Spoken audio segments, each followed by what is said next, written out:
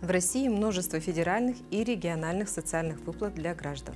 Сегодня мы расскажем, как узнать обо всех выплатах, которые положены вам, от детских пособий до открытия собственного дела. Для начала ответим на вопрос, что такое социальные выплаты. Социальные выплаты – это меры социальной поддержки населения. К ним, например, относятся пособие по уходу за ребенком, компенсация проезда или доплата к пенсии. Большую часть социальных выплат устанавливают, чтобы помочь отдельным категориям людей, которые в этом нуждаются – пенсионерам, семьям с детьми, тем, кто потерял работу. Социальную помощь могут оказывать не только в форме выплат, но и в форме социальных услуг. Например, обеспечивать людей одеждой и горячим питанием, давать психологические консультации или оказывать услуги сиделки. Некоторые социальные услуги, лекарства, бесплатный проезд и путевки на лечение можно получать и в денежной форме. Узнать об этом подробнее можно в органах социальной защиты. Какие социальные выплаты будут действовать в стране, решают на одном из двух уровней.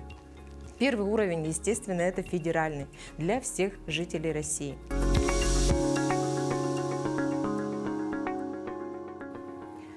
Сегодня в качестве гостя у нас в студии Жиркова Марта Георгиевна, начальник управления социальной защиты населения и труда города Якутска при Министерстве труда и социального развития Республики Саха-Якутия.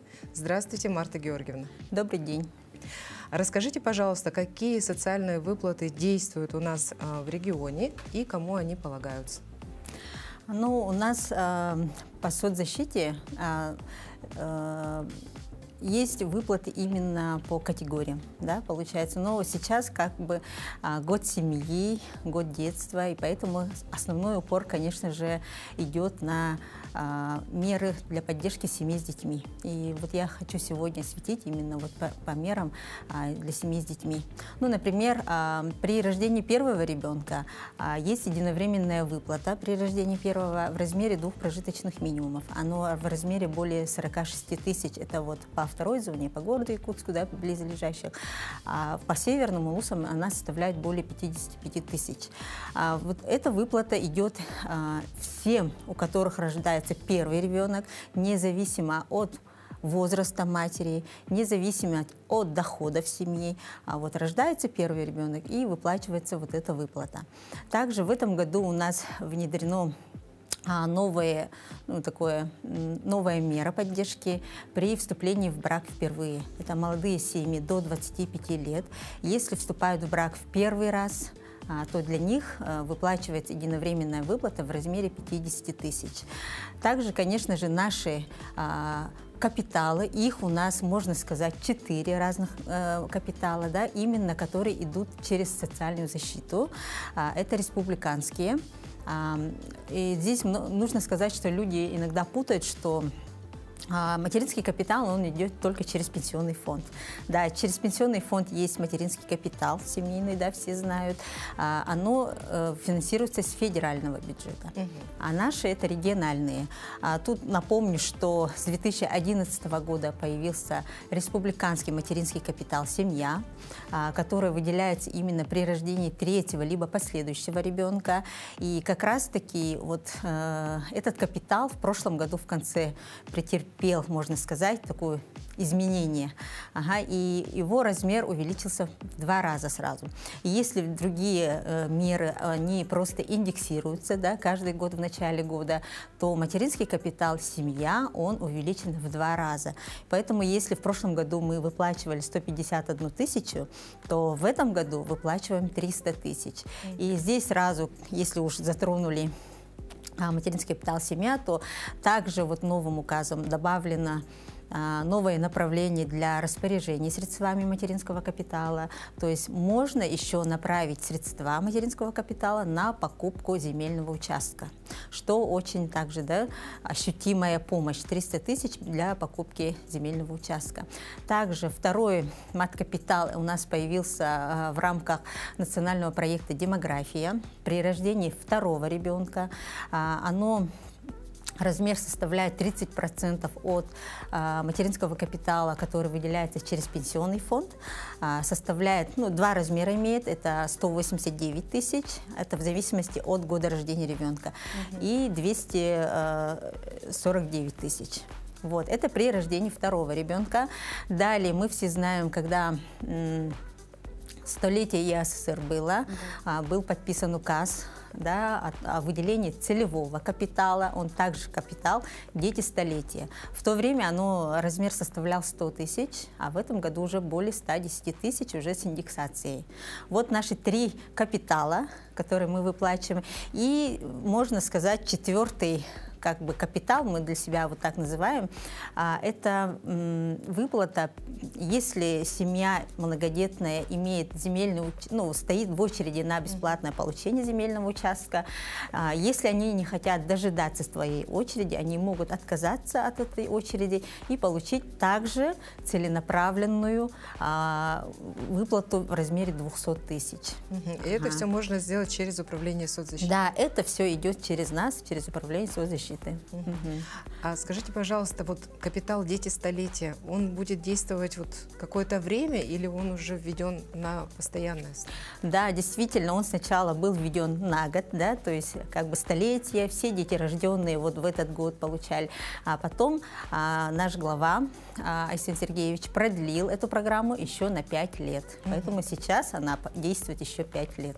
То есть, когда рождается ребенок у семьи, семья сразу получает такую колоссальную поддержку от государства. Да, и еще тут я хочу подсказать, что «Дети столетия», вот, мы делаем право, определяем право семьи проактивно. То есть вот ребенок рождается, семья получает свидетельство о рождении ребенка, и мы сразу начинаем как бы эту информацию брать с информационной системы ЗАГС и сразу направляем право, что у вас есть право на «Дети столетия». И тогда семья определяется уже с направлением, куда он будет направлять эти средства, и только после этого подает заявление. То есть это целевые деньги? То есть это целевые, это целевой капитал, и конкретно определены, куда нужно направить эти средства. Ну а как граждане распоряжаются? Вот, как чаще всего куда тратят? Ну, самым распространенным, конечно же, является это улучшение жилищных условий. То есть они направляют средства на ипотеку, на долевое участие, да. И второе, самое такое направление, это покупка автотранспорта. То есть, когда автотранспорт покупают, они могут, да, вот несколько капиталов объединить, допустим, вот тот же республиканский маткапитал 300 тысяч, плюс вот эти 110 тысяч, да, объединяют и направляют на покупку автотранспорта. Да, вот эти направления самые у нас такие прямо. Ну да, это действительно существенная поддержка, и можно купить очень неплохой автомобиль, в принципе, да, почти половину суммы за счет государственной поддержки. Это так. Да, и в последнее время вот у граждан возникают такие вопросы, именно которые касаются назначения детских пособий. Действительно ли изменились условия назначения и что именно поменялось? Да, действительно, вот сейчас мы все знаем, что выплачивается единое пособие, да? А ранее это пособие, ну как бы этого пособия вообще не было. Были у нас определенные пособия, например, у нас было пособие от 3 до 7, то есть детям в возрасте от 3 до 7 мы выплачивали. С такими же условиями, с таким же порядком выплата выплачивалась через пенсионный фонд, но в возрасте от 7 до 16 лет. И тут получилось, ну такая, да, два органа работают, одну семью мы как бы изучаем, да, все доходы считаем и назначаем мы только детям от 3 до 7 лет в возрасте, да, а пенсионный фонд от 8 до 16 лет. И вот пришли к мнению, что это все должно быть в одном месте, да, и вот сделали единое пособие. Получается, единое пособие сейчас выплачивается практически от 0 до 17 лет. И вот когда вводилось вот это пособие, каждый год какие-то изменения действительно вводятся. В этом году также существенные изменения внедрились. Ну, например, при подсчете доходов там, по алиментам изменения, да, то есть должно быть обязательно такое либо решение суда об удержании алиментов, либо о том, что семья подала на алименты алименты, да, ну, типа такого. По правилу нулевого дохода тоже существенные изменения есть. Например, вот у нас, конечно, на сегодня вот участники СВО, семьи участников СВО, они как бы пользуются такими льготами, ну, такой поддержкой, да, и для них тоже отдельное есть условие, что правило нулевого дохода, как бы у них там есть послабление, например. Ага, вот. И получается, что человек может, в принципе, все зависит от человека, правильно? Конечно. Может ли он, захочет ли он обратиться за социальными услугами? Так вот, как он может обратиться и куда он может обратиться за оформлением социальных услуг? Да, ну на сегодня как бы жизнь идет вперед, да, мы уже все знаем, что такое портал госуслуг, мы все знаем, что такое МФЦ, и поэтому все вот эти меры, которые и через нас идут, и единое пособие, они могут оформить также через МФЦ, через портал госуслуг, либо, ну, допустим, на единое пособие они могут прямо обратиться в социальный фонд. Ну, конечно же, вот я всегда советую для семей с детьми, да, с маленькими детьми, ну, дома сидишь и через портал отправляешь. Это сейчас очень удобно. Тем более при едином пособии, допустим, вообще не требуется никаких документов. То есть, получается, они открывают услугу, заполняют заявление электронное, там просто данные. Если у человека портал госуслуг заполнен полностью, да, он все это вытягивает с программы прямо, и заявление вот на единое пособие, оно буквально уже заполненное человек отправляет, и все, и ждет решения. И все, как поступает заявление, орган начинает уже проверять межведомственные запросы, доходы, да, там, имущество и так далее. И получается, человек просто направляет заявление. Поэтому очень удобно, поэтому я бы советую, вообще всегда советую семьям обратиться вообще на услуги любые через портал госуслуг. Да, это действительно отличный, очень полезный сервис. В очереди не сидите, да, там как спокойно сидишь, читаешь информацию, перед тем, как все заполнить, там все, кому положено, когда положено, в какие дни и так далее, там вся информация есть, поэтому очень удобно. Спокойно сидя, читаешь, заполняешь и отправляешь. Да, действительно, очень хороший совет. И давайте поговорим о социальном контракте. Наша передача называется «Про деньги», и вот часто у граждан возникают вопросы о повышении или получении дополнительного дохода, о повышении собственного заработка и так далее. И вот есть такой очень удобный и полезный государственный инструмент, как социальный контракт. И расскажите, пожалуйста, на какие цели он выдается и кто его может оформить? Действительно, социальные контракты – это такая, ну, интересная вообще тема и такая полезная, можно сказать. Социальные контракты вообще у нас в республике появились еще с 2011 года. Мы тогда внедрились как пилотный проект. По региону 11 субъектов внедрили как пилотный проект, мы в том числе, да, и с тех пор у нас уже понятие социальный контракт идет. В то время действительно не понимали, что за социальный контракт. Сейчас очень, мы везде это информируем, пишем, да, рассказываем, поэтому люди понимают, что это такое. Социальный контракт – это что? Контракт – это слово само говорит, да, то есть мы как бы договор заключаем с гражданином о том, что мы поможем ему финансово, а он, в свою очередь, должен выполнить те мероприятия, которые предусмотрены программой социальной адаптации. То есть мы должны указать там, помимо, вот, допустим, он деньги получил, да, и какие еще мероприятия должны быть, чтобы он вышел из трудной жизненной ситуации. Исходя из этого, я скажу, что это выделяется не всем семьям, а это выделяется малоимущим семьям. То есть у нас очень много вопросов возникает иногда, всем ли вы даете эти деньги, да? Ага, вот это малоимущим семьям, которые должны своим, ну, как бы включить свой трудовой потенциал и выйти из трудной жизненной ситуации. И на сегодня социальный контракт подразделяется на 4 направления. Первое направление – это поиск работы. То есть мы с этим гражданином заключаем контракт о том, что мы его трудоустроим. То есть он ищет работу, мы в конечном итоге должны его трудоустроить. И пока мы вот этот этап, прямо 3-4 этапа проходит, мы когда заключаем, да, И вот этот этап, он должен пройти с нами совместно. И за время этого прохождения мы ему каждый раз выплачиваем помощь. Например, вот мы его нашли, человек, который желает трудоустроиться через нас, приходит к нам, и мы его уже регистрируем как бы на портал «Работа», да, то есть центр занятости, и направляем, первый этап, направляем ему размер прожиточного минимума. То есть 22 с лишним тысяч мы ему направляем просто как помощь из-за того, что он заключил с нами контракт и дальше будет уже трудоустраиваться. Далее, когда человек там стоит, ему предлагают разные там вакансии, да, в центре занятости, либо он сам может искать какую-то работу.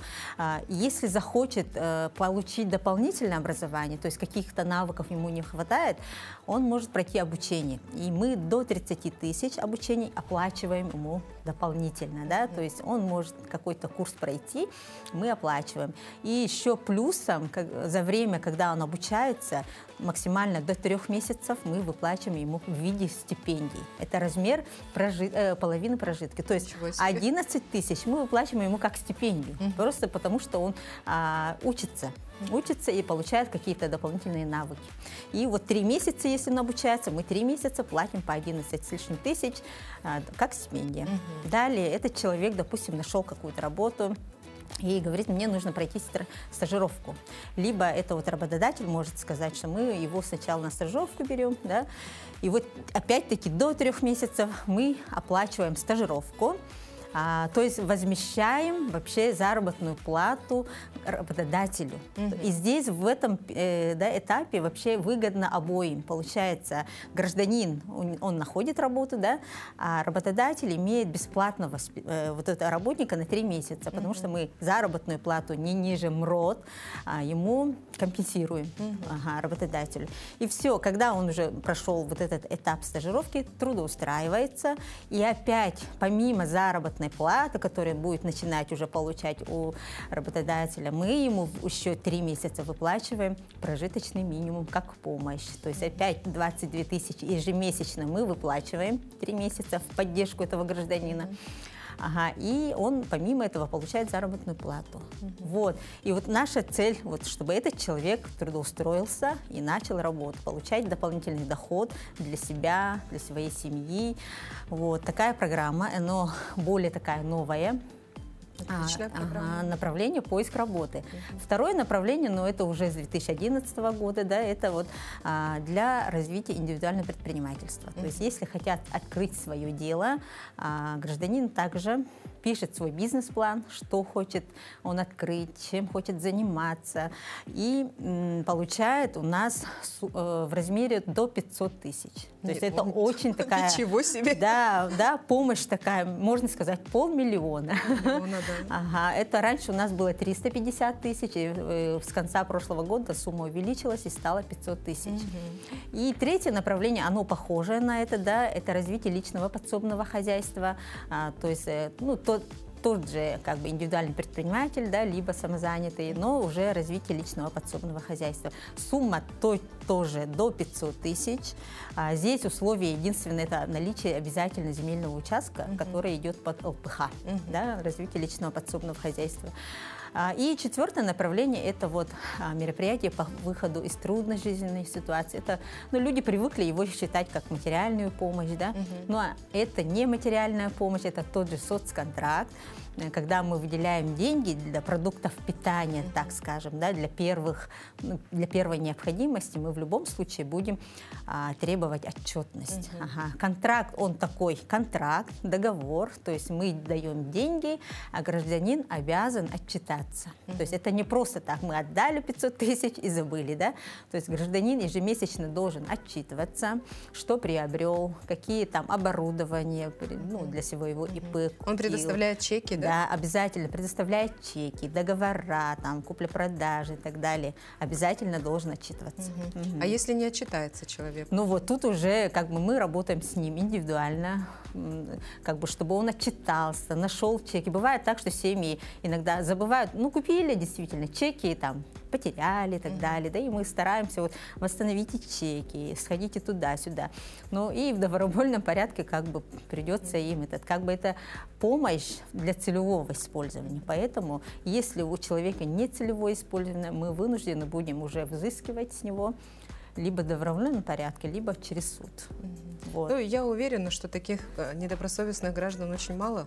Мне кажется, их вообще нету, потому что когда человек получает помощь, он действительно направляет ее туда, куда... Ну да, тут нужно сказать, что это же зависит от человека. Если человек действительно хочет открыть свое дело, да, он действительно это все сделает. Да. Абсолютно верно.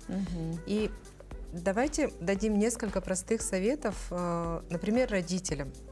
Как оформить заявку на субсидию по оплате жилищно-коммунальных услуг и, ну, может, еще какие-то советы, которые касаются оформления социальных пособий.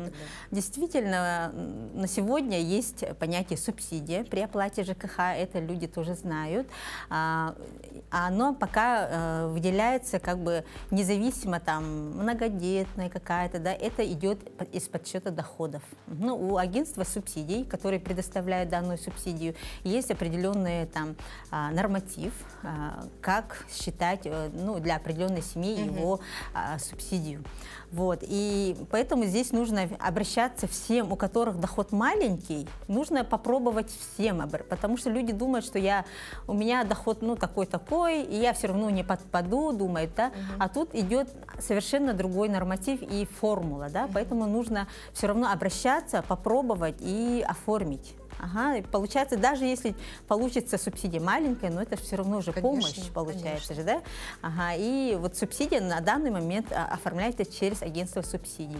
И здесь я хочу дополнить еще, да, что в этом году у нас как раз-таки вышел указ главы нашей республики Арсена Сергеевича номер 300, буквально в конце апреля, о дополнительной поддержке многодетных семей, который включает 6 дополнительных мер.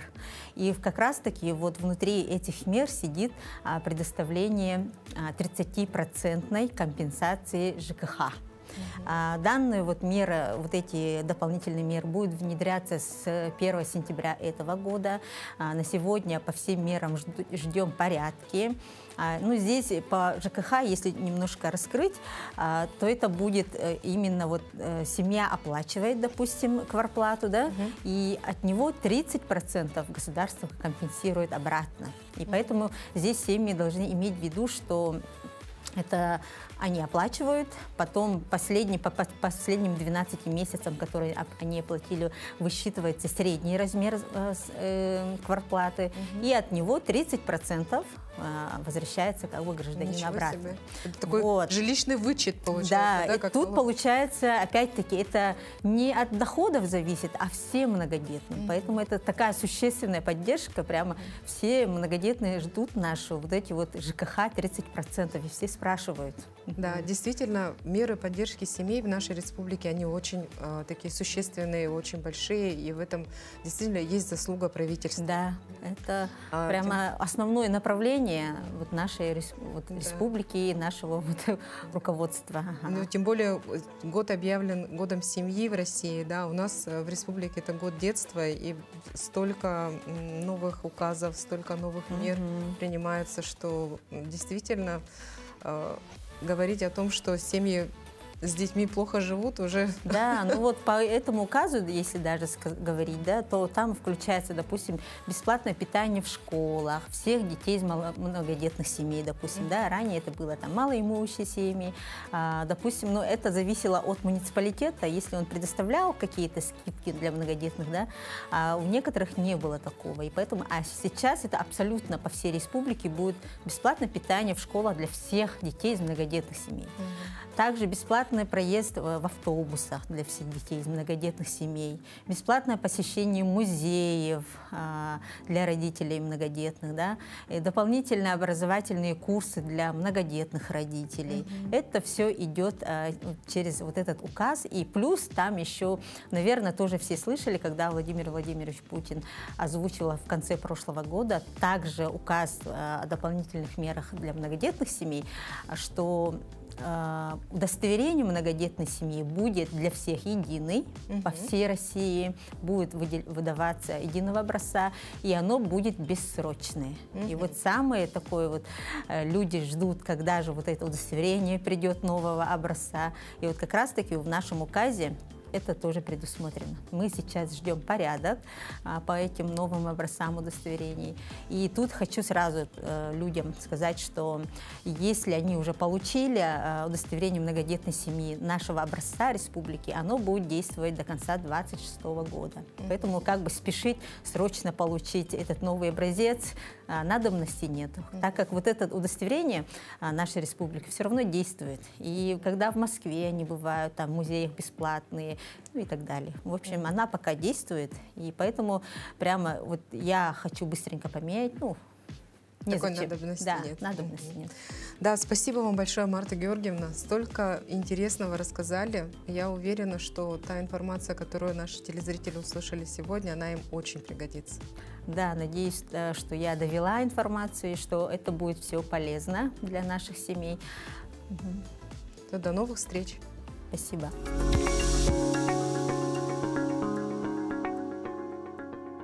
Новые меры поддержки в Якутии, увеличение детских выплат и капиталов, размеры МРОД. Что же изменилось в 2024 году? Давайте поговорим об этом.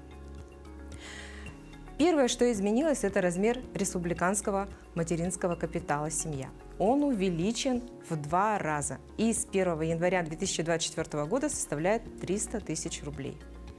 Республиканский капитал «Семья» назначается при рождении 3-го или последующего ребенка в семье. Кроме того, с 2024 года появляется новое направление для расходования средств маткапитала «Семья». Это приобретение земельного участка для строительства жилого дома. Вторая мера. С 1 января 2024 года введена новая мера поддержки молодых семей при вступлении впервые в брак в возрасте до 25 лет. Размер такой выплаты составляет 50 тысяч рублей и будет производиться одному из супругов при подаче электронного заявления на портале Е-Якутия без приложения документов. Для получения выплаты супруги должны соответствовать следующим условиям: иметь гражданство Российской Федерации, проживать на территории Якутии и быть в возрасте не старше 25 лет. Брак должен быть у них первый. Третья мера. С 1 января 2024 года участники специальной военной операции и их семьи могут получить компенсацию расходов на оплату жилого помещения и взносов на капитальный ремонт. Компенсация таких расходов предоставляется в размере 50% на семью, проживающую совместно с участником специальной военной операции. Компенсируются расходы на уплату взноса на капитальный ремонт общего имущества в многоквартирных домах. Жилищные услуги именно в многоквартирных домов. По вопросам компенсации можно обратиться в агентство субсидий, в том числе по телефону горячей линии, который вы видите сейчас на экране. Четвертая мера. Проиндексированы все детские выплаты и пособия с 1 января 2024 года, а именно единовременная выплата при рождении первого ребенка, первой и второй зоне, ежемесячное пособие на 3-го последующего ребенка до 3 лет, рожденных до 2023 года, ежемесячная компенсационная выплата к школе на детей из многодетных малообеспеченных семей, целевой капитал «Дети столетия» на каждого рожденного ребенка в Якутии с 2022 года по 2027 год и размер единого пособия на детей до 17 лет, которое назначается Социальным фондом Российской Федерации, и назначается оно в 3 размерах – 50, 75 и 100% от прожиточного минимума, и в 2024 году составит, соответственно, те суммы, которые вы видите сейчас на экране. Консультацию о мерах поддержки можно получить в едином контакт-центре по бесплатному телефонному номеру. Обязательно запишите этот номер телефона. В Якутии также изменился размер МРОД, то есть минимальный размер оплаты труда, и он увеличился с учетом районных коэффициентов и северных надбавок. Соответственно, минимальный размер оплаты труда для работников организаций в Республике Саха-Якутия при наличии максимальной северной надбавки 80% с 1 января 2024 года составит на территориях с районным коэффициентом 2 1,0 – 53 877 рублей, 1,7 – 48 105 рублей и 1,4 – это 42 332 рубля. Работодатели должны автоматически проиндексировать зарплату минимум до уровня МРОТ.